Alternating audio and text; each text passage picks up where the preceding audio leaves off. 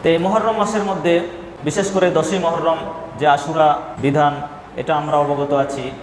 মুসা আলাইহিস সালামকে আল্লাহ তাআলা ফেরাউনের কবল থেকে নাজাত দিয়েছিলেন এই তারিখে, এবং ফেরাউনকে সমুদ্রের মধ্যে ডুবিয়ে মারছিলেন এই তারিখে। শুকরিয়া স্বরূপ ইহুদিরা এই দিনটিতে সিয়াম পালন করত।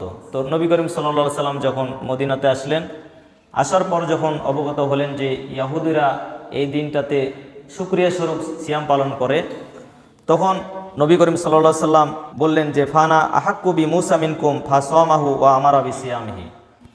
আল্লাহ রাসূল সাল্লাল্লাহু আলাইহি সাল্লাম বললেন যে মুসা আলাইহিস সালামের অনুসরণের বিষয়টা তোমাদের থেকে তো আমরা আরও বেশি হকদার, সুতরাং তিনি সিয়াম পালন করলেন এবং সাহাবায়ে কেরাম রাদিয়াল্লাহু আনহুম আজমাইন তাদেরকেও সিয়াম পালনের জন্য নির্দেশ দিলেন। পরবর্তীতে যখন আল্লাহ রাসূল সাল্লাল্লাহু আলাইহি সাল্লাম তাকে অবগত করানো হলো যে এই দিনটাতে কিন্তু ইহুদিরা খুবই জাঁকজমকপূর্ণ মনে করতেছে, তারা এই দিনটাকে খুবই সম্মান শ্রদ্ধা জানাচ্ছে, তখন রাসূলুল্লাহ সাল্লাল্লাহু আলাইহি ওয়াসাল্লাম বললেন যে খালিফুল ইয়াহুদা সুমু ইয়াওমান ক্বাবলাহু ওয়া ইয়াওমান বা'দাহু। রাসূলুল্লাহ সাল্লাল্লাহু আলাইহি ওয়াসাল্লাম বললেন যে তাহলে তোমরা ইহুদিদের বিরোধিতা করো, ইহুদিদের বিপরীত করো। ওরা 10ই মুহররমে সিয়াম পালন করে, সুতরাং তোমরা তার পূর্বের একদিন অথবা তার পরের একদিন এর সাথে যুক্ত করে 2 দিন সিয়াম পালনের নির্দেশ দিলেন।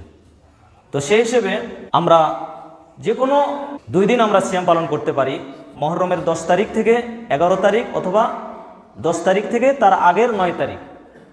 কিন্তু আরেকটা হাদিসে যখন আমরা পাই, আল্লাহ রাসূল সাল্লাল্লাহু আলাইহি ওয়াসাল্লাম বলেন যে ফাইজা কানাল আমুল মুকবিল ইনশাআল্লাহু সুমনাল ইয়াউমাত তাসি, যে আগামী বছর যদি আমি বেঁচে থাকি তাহলে মুহররম মাসের 9 তারিখ এবং 10 তারিখ, অর্থাৎ 9 তারিখে কি সিয়াম পালন করব। তাহলে এই হাদিস থেকে প্রমাণ হয় যে যদিও 9 তারিখ 10 তারিখ 2টি সিয়াম অথবা 10 তারিখ 11 তারিখ 2টি সিয়াম, কিন্তু এখানে উত্তম হচ্ছে 9 তারিখ এবং 10 তারিখের সিয়াম রাখা, এই 2টি রাখা, এটা হচ্ছে তুলনামূলকভাবে উত্তম। আমরা চেষ্টা করব মুহররম মাসের 9 তারিখ এবং 10 তারিখে সিয়াম পালনের জন্য, আর সেটা হচ্ছে বৃহস্পতিবার এবং আগামী শুক্রবার। তো আমরা ইনশাল্লাহ চেষ্টা করি। আল্লাহ রাসূল সাল্লাল্লাহু আলাইহি ওয়াসাল্লামের ফজিলত বর্ণনা করেছেন।